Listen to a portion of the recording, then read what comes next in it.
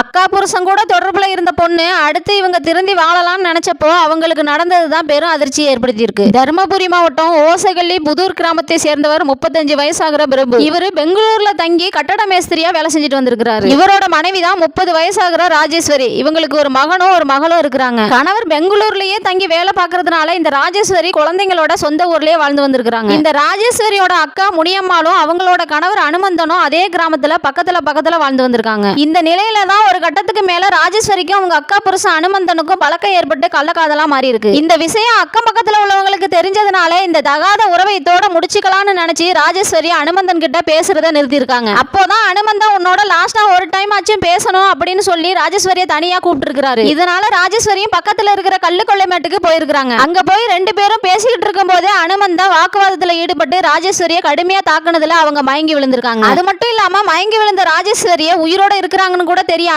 ஜேசிபியை வச்சு குழி தோண்டி குழிக்குள்ள தள்ளி மண்ணை போட்டு மூடிட்டு எதுவும் தெரியாத மாதிரி போயிருக்காரு. அக்கம் பக்கத்துல உள்ளவங்க சத்தம் கேட்டு ஓடி வந்து பார்த்து போலீஸ் ஸ்டேஷனுக்கு தகவல் தெரிவிச்சிருக்காங்க. போலீசாரும் வந்து மீட்டெடுக்கும் போது ராஜேஸ்வரி இறந்த நிலையில கடந்திருக்காங்க. இப்படி ஒரு சம்பவத்தை பண்ண அனுமந்தனையும் உதவியா இருந்த ஜேசிபி ஆபரேட்டர் ஜெகனையும் இப்ப போலீஸ் அரெஸ்ட் பண்ணி விசாரணை பண்ணிட்டு வராங்க.